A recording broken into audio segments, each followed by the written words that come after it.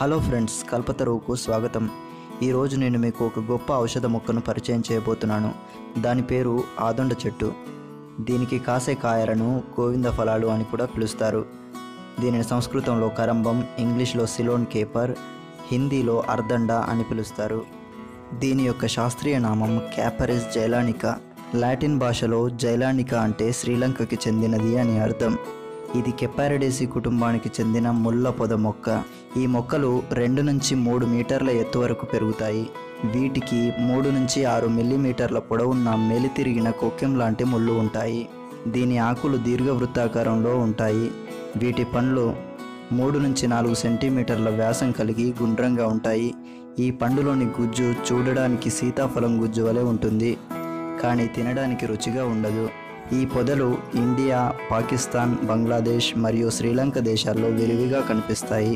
ముందుగా లేత ఎరుపు, తెలుపు రంగుల మిశ్రమ వర్ణంలో ఉండి తర్వాత ఎర్రగా మారే వీటి పూలు దిరిసిన పూల వలె ఆకర్షణీయంగా ఉంటాయి. వీటి కాయలను కూరగాయగాను మరియు ఊరగాయ పచ్చడిగాను వాడుతారు. మెలితిరిగిన కొక్కెం వంటి ముళ్ళు ఉండే ఈ పొదను కంచె మొక్కగాను పెంచుతారు. ఈ తీగ మొక్క యొక్క లేత ఆకుల్ని పశువులు ఇష్టంగా తింటాయి. ఆదొండకాయలు పండితే ముదురు రక్తవర్ణంలో ఉంటాయి.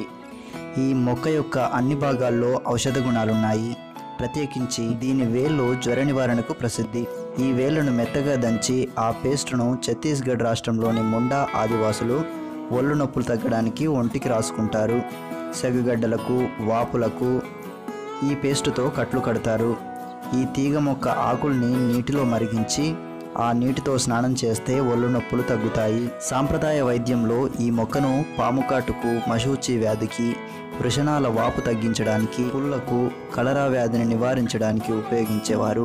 ఉత్తర భారతదేశంలో దీని ఆకులను దురద తగ్గించడానికి, సెగగడ్డలకు మరియు మూలశంక వ్యాధిని తగ్గించడానికి వాడేవారు.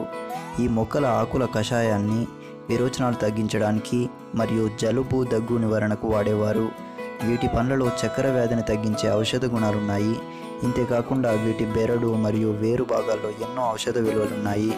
వీటిని ఆయుర్వేద వైద్యుల సలహా మేరకు వాడితే సరైన ఫలితాలను పొందవచ్చు. ఏదేమైనప్పటికీ వీటి కాయలు కూరగాయగా మరియు ఊరగాయగా వాడే విషయంలో మాత్రం నిశ్చింతగా వాడుకోవచ్చు.